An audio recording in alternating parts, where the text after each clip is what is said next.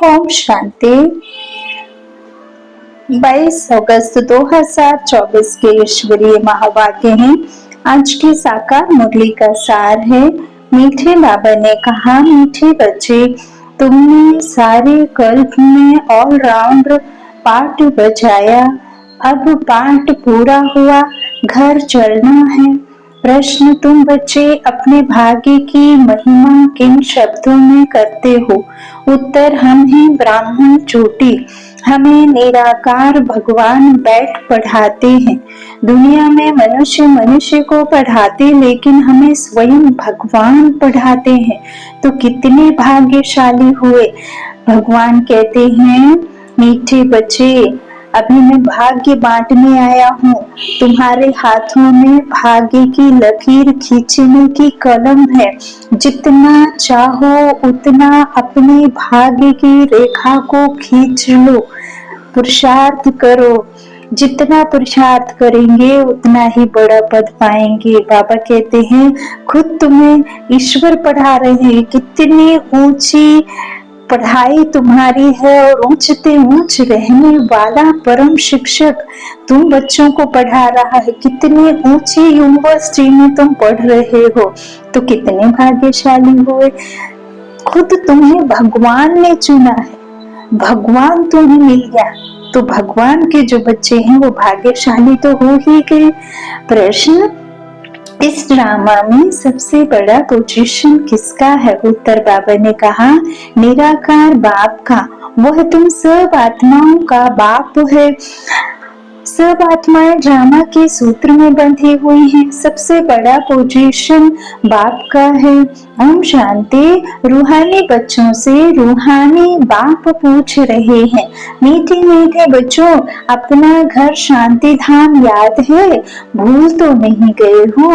अब 84 का चक्र पूरा हुआ। कैसे पूरा हुआ है यह भी तुम समझ गए हो। सतयुग से लेकर कलयुग अंत तक ऐसे और कोई भी पूछ ना सके। मीठे मीठे लाडले बच्चों से बाबा पूछते हैं, अब घर चलना है ना? घर चलकर फिर सुखधाम में आना है। यह सुखधाम तो नहीं है, यह है पुरानी दुनिया, दुख धाम। वह है शांति धाम, सुख धाम। अब इस दुख से मुक्त हो जाना है, मुक्ति धाम। मुक्ति धाम अथवा शांति धाम, जैसे कि सामने खड़े हैं, वह है घर। फिर तुम नए विश्व में आएंगे, जहाँ पवित्रता, सुख, शांति भी होगी। यह तो समझते हैं ना, गाते भी यह हैं, बाप को भी पुकारते हैं, हे पतित पावन, इस पतित दुनिया से हमको ले चलो, इसमें बहुत दुख है, हमको सुख में ले चलो। स्मृति में आता है, स्वर्ग को सब याद करते हैं। शरीर छोड़ा, कहेंगे स्वर्ग पधारा। Left for heavenly award. किसने लेफ्ट किया? आत्मा ने। शरीर तो नहीं जाता है, आत्मा ही जाती है। अभी तुम बच्चे ही शांति धाम, सुख धाम को जानते हो और कोई नहीं जानते। तुम बच्चों की बुद्धि में नॉलेज है, शांति धाम क्या है और सुख धाम क्या है। तुम सुख धाम में थे, अब फिर दुख धाम में आए हो। सेकंड, मिनट, घंटे, दिन, वर्ष बीत गए। अब 5000 वर्ष में बाकी कुछ दिन रहते हैं। बाप बच्चों को स्मृति दिलाते हैं। बहुत सहज बात है, इसमें मूंझने की तो दरकार ही नहीं। आत्मा 84 जन्म कैसे लेती है यह भी किसको पता नहीं है। लाखों वर्ष की बात तो किसको याद भी रहना मुश्किल है। आत्मा 84 जन्म कैसे लेती है यह भी किसको पता नहीं है। लाखों वर्ष की बात तो किसको याद भी रहना मुश्किल है। यह है ही 5000 वर्ष की बात। व्यापारी लोग भी बस स्वास्थ्य का चौपड़े पर निकालते हैं, उसको गणेश कह देते हैं। गणेश को हाथी की सूंड दिखाते हैं। मनुष्य पैसा खर्च करते हैं, चित्र आदि बनाते, इसको कहा जाता है वेस्ट ऑफ टाइम। तुम्हारे में कितनी ताकत थी, वह दिन प्रतिदिन कम होती गई।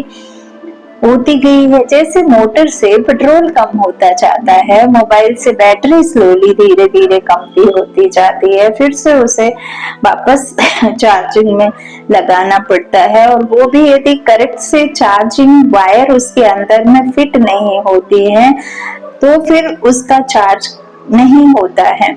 ऐसे ही परमपिता परमात्मा के साथ में भी यदि आपका योग करेक्ट से नहीं लगता तो फिर परमात्मा कैसे याद करोगे, परमात्मा तुम्हें कैसे जानेंगे। तो उसके लिए आपके जो भी व्यर्थ संकल्प हैं वो खत्म करके श्रेष्ठ संकल्पों में स्थित होकर के आपको उस ईश्वर को याद करना है। जो परमात्मा के महावाक्य हैं उनको याद करना ही परमात्मा को याद करना है ना। तो बाबा कहते हैं कितना कुछ करते हैं लेकिन ताकत तो धीरे धीरे कम होती गई है ना। जैसे मोटर में पेट्रोल कम होता जाता है, तो अब तो तुम बहुत कमजोर हो गए हो। 5000 वर्ष पहले भारत क्या था? अथाह सुख थे, कितना जबरदस्त धन था। यह राज्य उन्होंने कैसे पाया?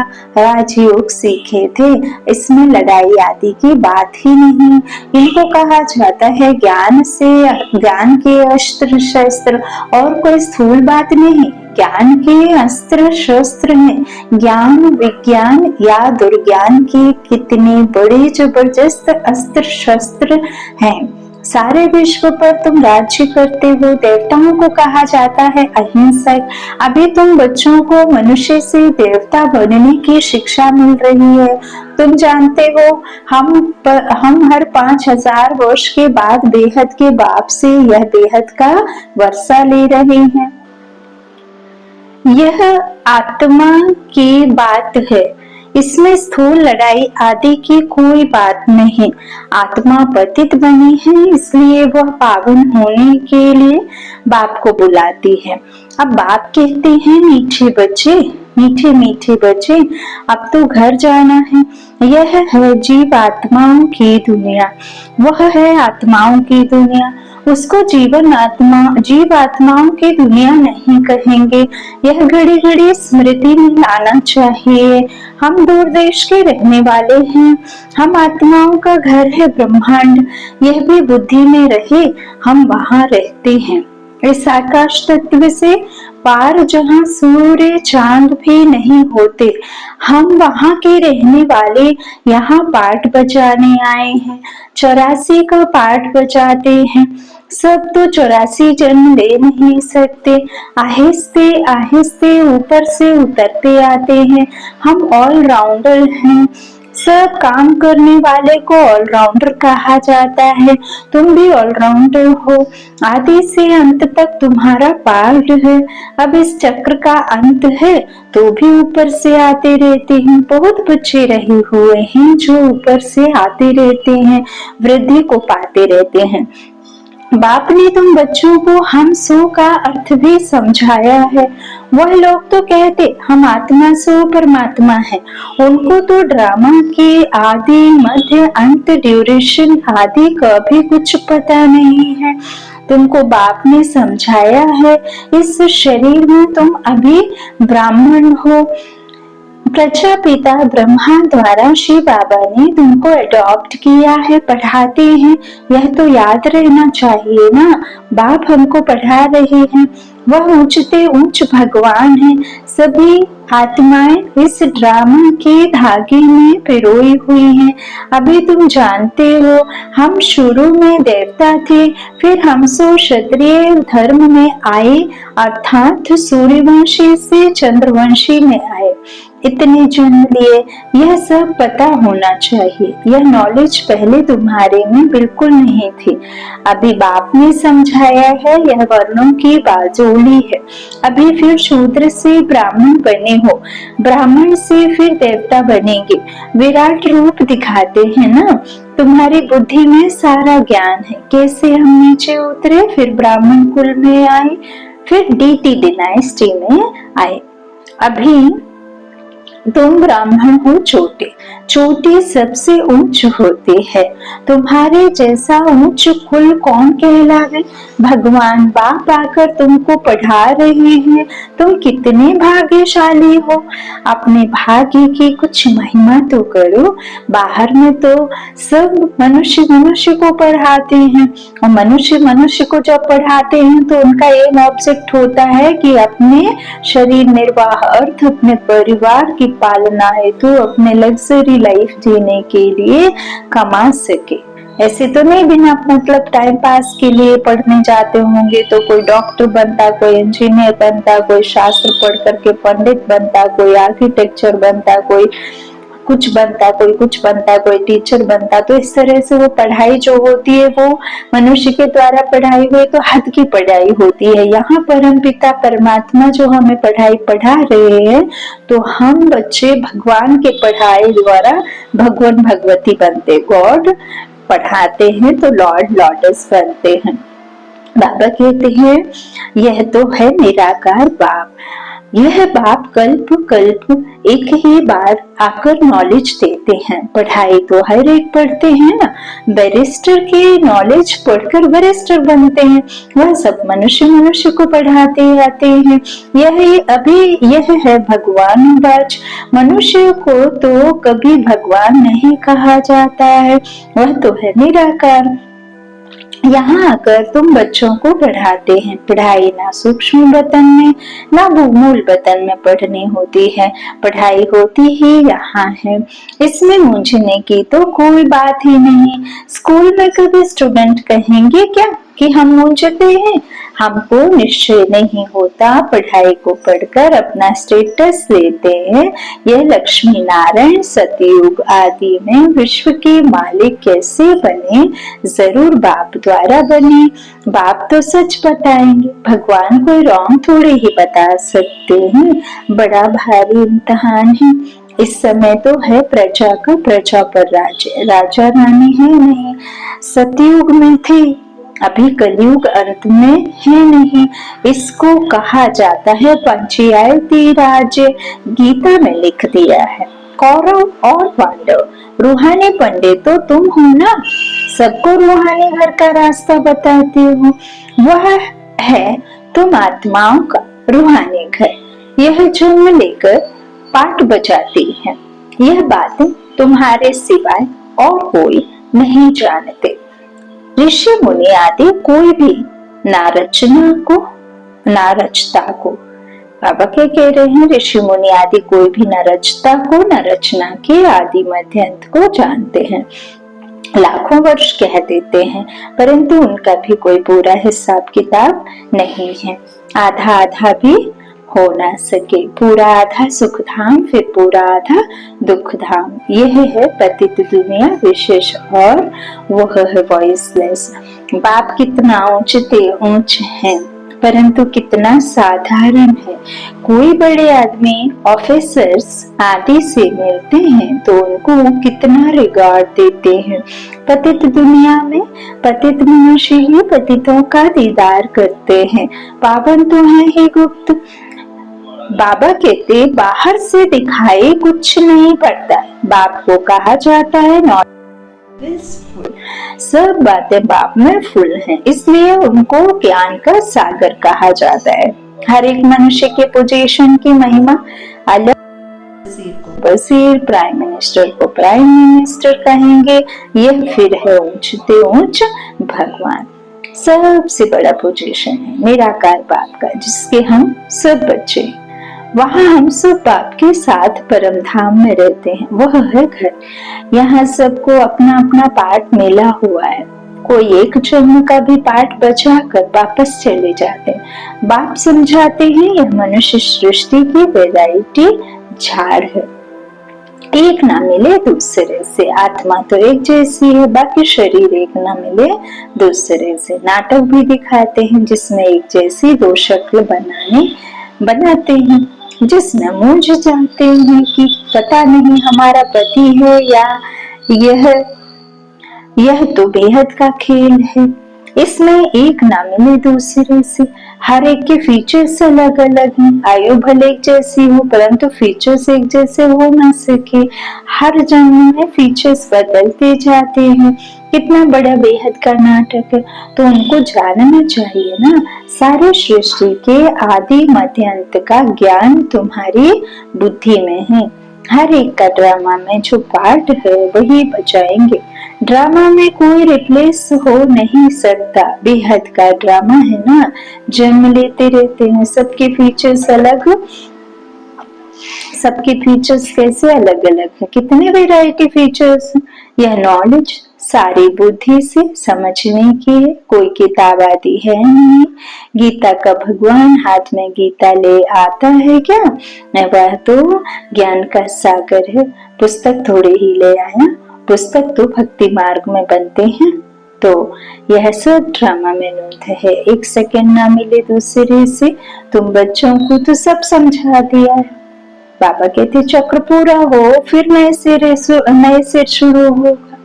अभी तुम पढ़ रहे हो।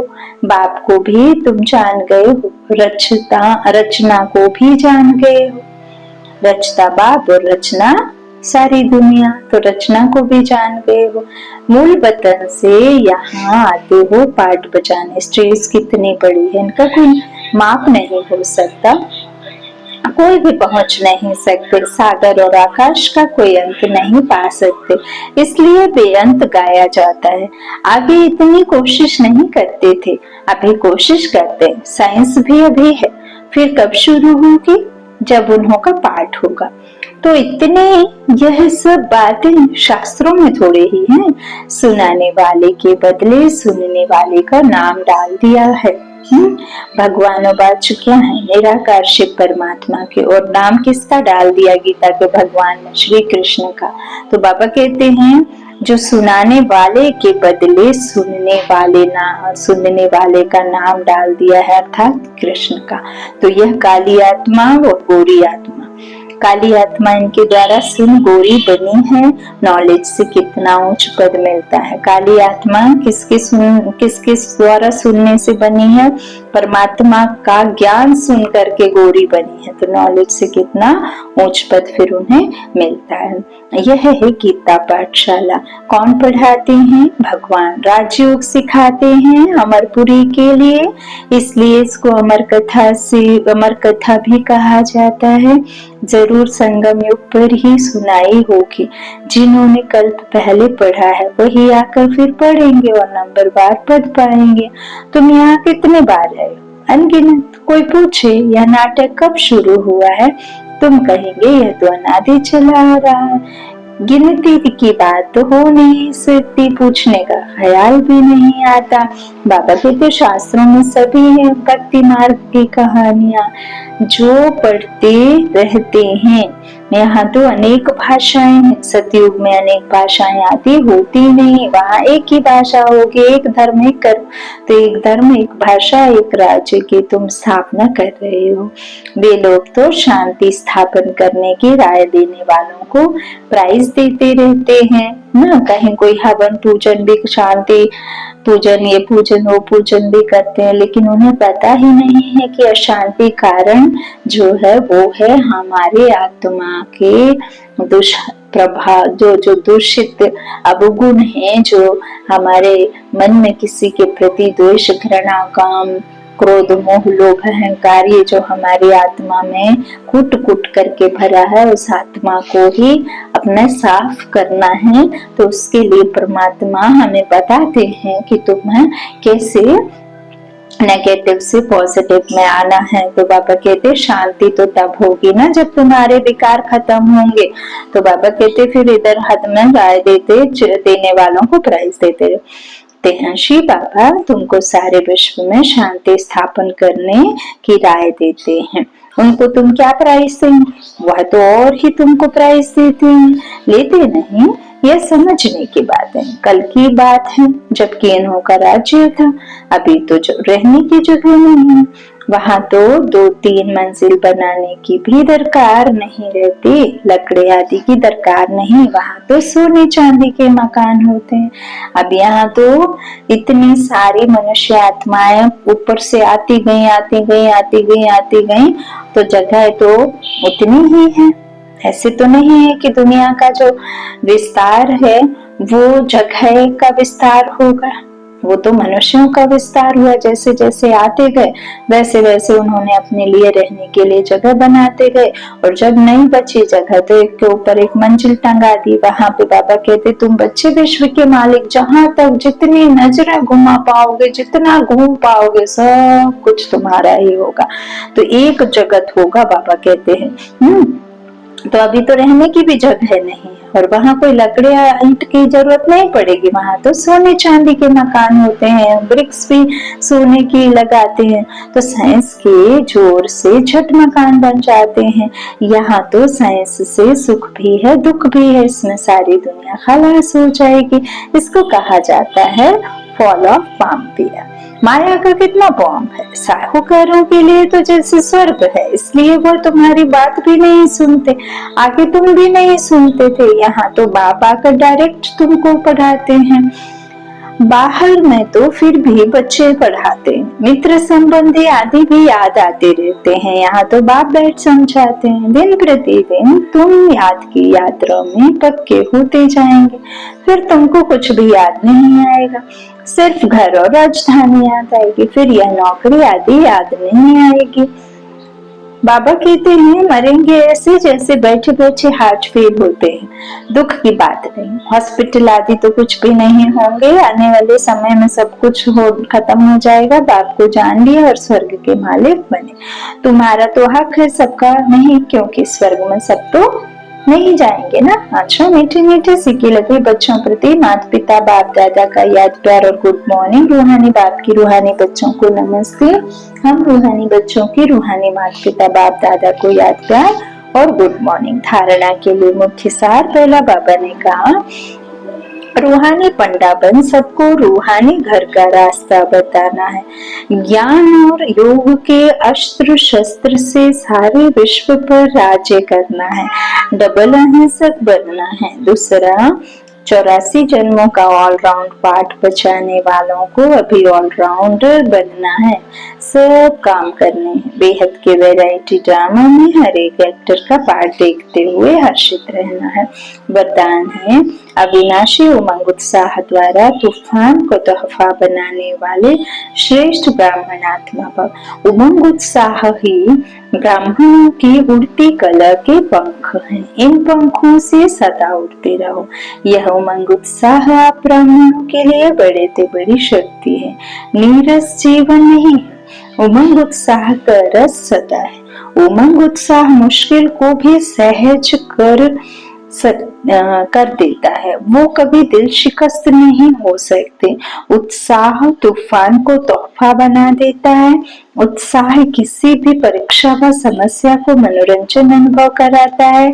ऐसे अविनाशी उमंग उत्साह में रहने वाली ही श्रेष्ठ ब्राह्मण है। स्लोगन, शांति की बांस धूप जगाकर रखो तो अशांति की बांस समाप्त हो जाएगी। शांति की बांस धूप जगाकर रखो तो शांति की बांस समाप्त हो जाएगी। अच्छा, ओम शांति।